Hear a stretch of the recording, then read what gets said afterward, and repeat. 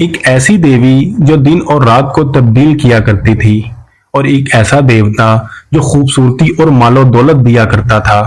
یہ دونوں دیوی اور دیوتا کون تھے اور عرب کے مشہور زمانہ جاہلیت میں بت پرستی کا آغاز کیسے ہوا اور کعبہ میں بتوں کو لانے والا شخص کون تھا اور عرب کے مشہور بت لات اور عزا کون تھے؟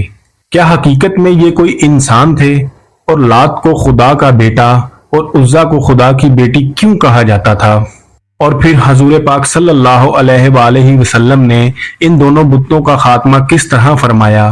دوستو، ان تمام تر سوالات کے جوابات قرآن و حدیث کی روشنی میں آج ہم آپ کو اس ویڈیو میں بتائیں گے۔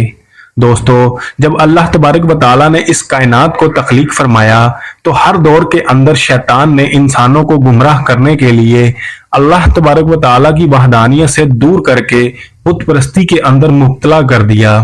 آج اس ویڈیو میں ہم آپ کو بتائیں گے کہ کعبہ کے اندر بت پرستی کس طرح شروع ہوئی اور کس طرح کعبہ کے مسلمانوں کو شیطان نے اللہ تبارک و تعالیٰ کی وحدانیت سے دور کیا اور بت پرستی کے اندر مبتلا کیا۔ اللہ تبارک و تعالیٰ قرآن پاک کی سورہ النجم میں ارشاد فرماتا ہے، پھر کیا تم نے لات اور عزا کو بھی دیکھا اور تیسرے منات کو بھی؟ دوستو، زمانہ جاہلیت میں عرب کے لوگ اللہ تبارک و تعالیٰ کی وحدانیت کو چھوڑ کر بتوں کی پوجا کیا کرتے تھے اور ایمان کو چھوڑ کر اس شرک کے اندر مبتلا تھے۔ ویسے تو عرب کے اندر بہت سارے بتوں کی پوجا کی جاتی تھی، لیکن عرب کے دو مشہور بت جن کا نام لات اور عزا تھا۔ لات کے معنی جھک جانا ہے، کیونکہ لوگ اس کے سامنے اکثر جھکتے تھے اور اس کو کثرت کے ساتھ سجدہ کیا کرتے تھے۔ دوستو، مشرکین مکہ کا عقیدہ تھا کہ لات خوبصورتی، زرخیزی اور خوشحالی دیتا ہے، جبکہ عزا دیوی سیاہ و سفید کی مالک ہے۔ دن رات کو تبدیل کرنا اس کی ذمہ داری ہے۔ مشرکین مکہ لات کو خدا کا بیٹا اور عزا کو خدا کی بیٹی کہا کرتے تھے۔ دوستو، زمانہ جاہلیت کے اندر یہ دونوں بت عرب کے اندر اتنے مقبول تھے کہ لوگ بات بات پر ان بتوں کی قسمیں کھایا کرتے تھے اور ان بتوں کی حفاظت کرنے والے کاہن لات اور عزا کے نام پر لوگوں سے بہت سارا مال و دولت کماتے اور روپیہ پیسہ اکٹھا کرتے تھے۔ دوستو، اب بات کرتے ہیں کہ عرب کے یہ دونوں مشہور بت یعنی لات اور عزا کہاں سے آئے اور ان کی عبادت کیسے شروع ہوئی۔ روایات میں آتا ہے کہ عرب کا ایک مشہور اور نیک آدمی تھا جس کا نام لات تھا، کیونکہ مکہ میں لوگ مکہ کی زیارت کے لیے کثرت کے ساتھ آیا کرتے تھے اور یہ شخص بہت زیادہ مہمان نواز تھا۔ یہ آنے جانے والے تمام لوگوں کی خدمت کیا کرتا تھا۔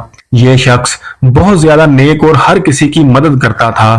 صحیح بخاری میں حضرت عباس رضی اللہ تعالی عنہ فرماتے ہیں کہ لات ایسا شخص تھا جو حاجیوں کی خدمت کیا کرتا تھا۔ اس زمانے میں عزا نامی ایک نیک اور شریف لڑکی تھی۔ یہ عزا نامی خاتون طائف کے لوگوں کو ایک ویران مقام میں ملی تھی۔ اسی وجہ سے عزا کے بارے میں نعوذ باللہ یہ مشہور تھا کہ وہ خدا کی بیٹی ہے۔ جب یہ عزا نامی خاتون جوان ہوئی تو کوئی بھی اس کو بری نظر سے دیکھتا تو وہ کسی نہ کسی بیماری یا مصیبت کے اندر مبتلا ہو جاتا۔ چنانچہ اس صورتحال کو دیکھ کر مکہ اور طائف کے سرداروں نے یہ فیصلہ کیا کہ لات اور عزا کی شادی کرا دی جائے۔ چنانچہ تمام سرداروں کی مشاورت کے بعد لات اور عزا کی شادی کرا دی گئی اور شادی کی پہلی رات ایسا واقعہ پیش آیا جس کو دیکھ کر تمام لوگوں کے ہوش اڑ گئے۔ کہا جاتا ہے کہ لات اور عزا جب شادی کی پہلی رات اپنے حجرے یعنی کمرے میں داخل ہوئے تو اس کے بعد وہ دونوں لوگوں کو کبھی نہ ملے۔ وہ ہمیشہ ہمیشہ کے لیے اپنے کمرے سے غائب ہو گئے، نہ جانے وہ کہاں چلے گئے۔ اس طرح دونوں کے غائب ہونے کے بعد لات کے چاہنے والے لوگ یہ کہتے رہے کہ لات اور عزا ہمیشہ کے لیے امر ہو گئے، جبکہ عزا دیوی کو چاہنے والے لوگ یہ کہتے تھے کہ عزا کو کبھی کسی مرد نے ہاتھ نہ لگایا تھا، اس لیے اس کی پاکیزگی کو ہمیشہ ہمیشہ کے لیے بچا لیا گیا۔ दोस्तों, जमाना जाहलियत में एक शख्स जिसका नाम सरदार उमर बिन लाहती था, इस बदबख्त शख्स ने इन दोनों की याद में बड़े बड़े दो बुत बना दिए। चूंकि तमाम अरब के लोग इन दोनों से बहुत मोहब्बत करते थे, तो जैसे जैसे वक्त गुजरता गया तो लोग इनके सामने मन्नतें मांगने लगे, और एक दिन ऐसा आया कि लोग इनके सामने अपनी कुर्बानियां पेश करने लगे और उन दोनों बुतों की पूजा और सजदा करने लगे।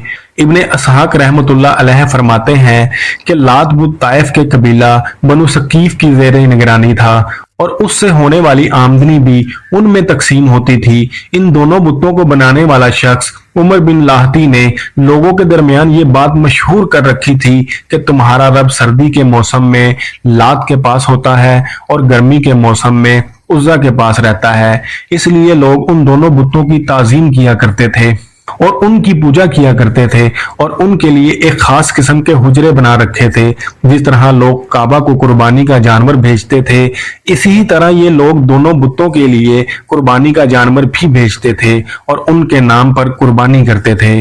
रवायात में आता है कि फतह मक्का के बाद हजूर अकरम सल्लल्लाहु अलैहि वसल्लम ने इन दोनों बुतों का खात्मा करवाया। जिस तरह इब्ने कसीर लिखते हैं कि लात बुत को तोड़ने के लिए हजूर अकरम सल्लल्लाहु अलैहि वसल्लम ने हजरत मुगीर बिन शेबा को भेजा, जिन्होंने हजूर अकरम सल्लल्लाहु अलैहि वसल्लम के हुक्म के मुताबिक इस लात बुत को तोड़कर वहां पर मस्जिद ताइफ कायम कर दी। इसी तरह उज़्ज़ा देवी के खात्मे के लिए हजूर पाक सल्लल्लाहु अलैहि वसल्लम ने हजरत खालिद बिन वलीद को भेजा। हजरत अबू तुफैल रजी अल्लाह ताला अन्हो से मरवी है कि वो फरमाते हैं कि जब हजूर पाक सल्लल्लाहु अलैहि वसल्लम ने मक्का मुकरमा फतह किया तो हजरत खालिद बिन वलीद को बतन नखला की तरफ भेजा और वहां पर उज़्ज़ा नामी बुत था।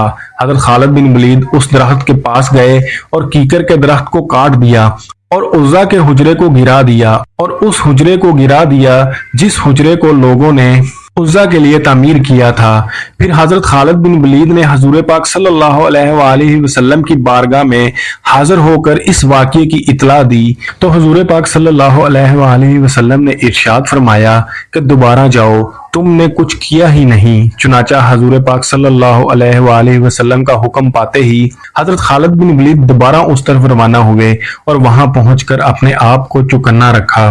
जब मुजावरों ने हजरत खालिद बिन वलीद को देखा तो कहने लगे कि उज़्ज़ा उज़्ज़ा, यानी उज़्ज़ा को पुकारने लगे। चुनाचा उस वक्त हजरत खालिद बिन वलीद के सामने एक स्याह रंग वाली बरहना औरत जाहिर हुई जिसके बाल बिखरे हुए थे और वो खाक उड़ा रही थी। फिर हजरत खालिद बिन वलीद ने उस पर तलवार का वार किया और देखते ही देखते उस चुड़ैल के दो टुकड़े कर दिए। उस औरत को कत्ल करने के बाद हजरत खालिद बिन वलीद हजूर पाक सल्लल्लाहु अलैहि वसल्लम की बारगाह में दोबारा हाजिर हुए और इस वाक़ये के बारे में हजूर पाक सल्लल्लाहु अलैहि वसल्लम को इतला दी तो हजूर पाक सल्लल्लाहु अलैहि वसल्लम ने इरशाद फरमाया कि हाँ, वो उज़्ज़ा ही थी। दोस्तों, इस तरह अरब के मशहूर और ख़ास बुत लात और उज़्ज़ा को हजूर पाक सल्लल्लाहु अलैहि वसल्लम ने दुनिया से हमेशा के लिए ख़त्म कर दिया और मक्का की सरजमीन को पाक सरजमीन बना दिया और मक्का की पाक ज़मीन को हमेशा हमेशा के लिए इन बुतों से पाक कर दिया। अल्लाह तबारक व तआला से दुआ है कि अल्लाह तबारक व तआला हमें हजूर पाक सल्लल्लाहु अलैहि वसल्लम के बताए हुए रास्ते पर चलने की तौफीक अता फरमाए और उनकी मोहब्बत के अंदर जीना मरना नसीब फरमाए। आमीन या रब्बुल आलमीन।